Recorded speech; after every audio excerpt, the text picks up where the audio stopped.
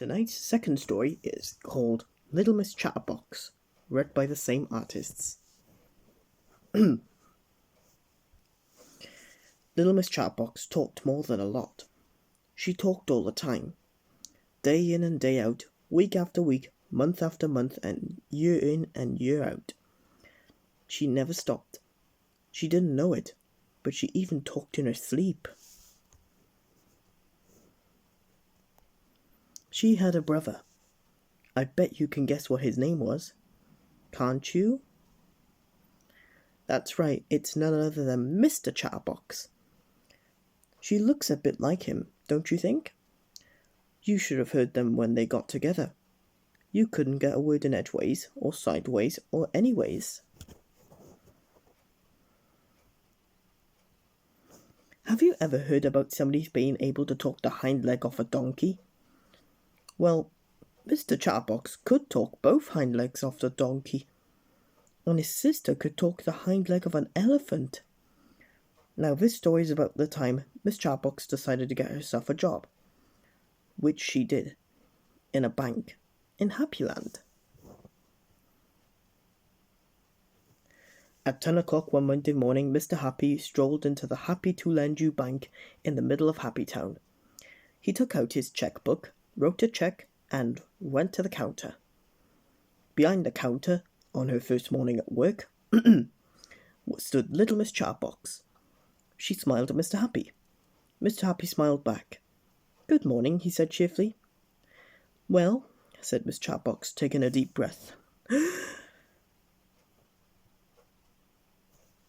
For the first time of year, it is good. For the time of year, it is a good morning, but not quite as good as the morning we had yesterday.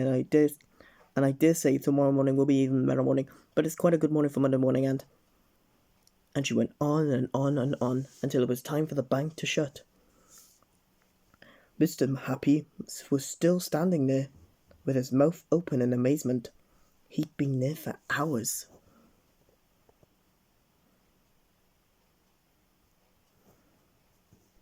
"And now," continued Miss Chatterbox, "it's time for the bank to shut and time for me to go home, so goodbye and nice talking to you, Aunt." And she went home, leaving poor Mr. Happy without any money. The following morning she was fired. She got herself another job, in a restaurant, the Eat-A-Lot. It was Tuesday morning, and at midday Mr. Greedy walked into the restaurant and sat himself down at his usual corner table. He always ate there on Tuesdays because that was the day they served extra large portions.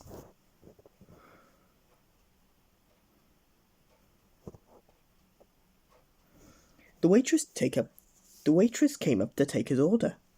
"What's the soup of the day?" Mr. Greedy asked the waitress. "Well," said Miss Chatterbox, for she was the waitress, "the soup of the day is tomato. We also have other soups on the menu, such as oxtail and vegetable and chicken noodle. We have lots of other things to start off with, such as..." And she went on and on and on, until midnight. Mr. Greedy was still sitting there, listening in amazement. He'd been there for 12 hours, listening. "And now," continued Miss Chatterbox, "it's time for the Eat-A-Lot restaurant to shut and time for me to go home, so goodbye and nice talking to you, Aunt." And she went home, leaving poor Mr. Greedy feeling rather empty. The next morning she was fired again. The same thing happened all week long.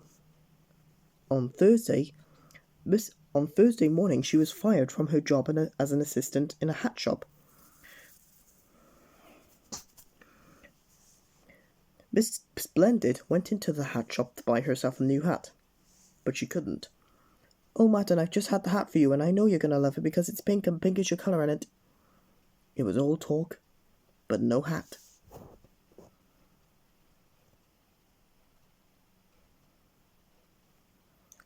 On Friday morning she was fired from her job as a secretary to Mr. Uppity. Mr. Uppity, incidentally, was the richest man in the world. I just thought you'd like to know. But poor Mr. Uppity didn't make any money that day that Miss Chatterbox was working for him. Oh no. Oh, Mr. Uppity, I've never worked in an office before, and isn't it exciting?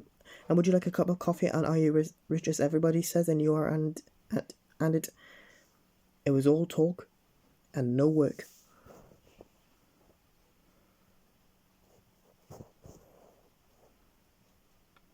But this story has a happy ending, because at the very end of that week, Miss Chatbox managed to find herself a job that suited her down to the ground and up to the sky. That Saturday evening, Mr. Chatbox was at home in Chatbox Cottage, which was where he lived. Mr. Chatbox was cross because his watch had stopped and had arranged to meet little Miss Sunshine at 7 o'clock, and he had no idea what the time was, so she decided to telephone the speaking clock to find out what time it was. He dialed the number.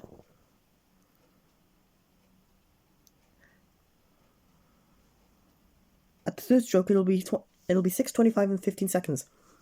Miss Chatbox took a deep breath. Pip, pip, pip. At the third stroke, it'll be 6:25 and 20 seconds.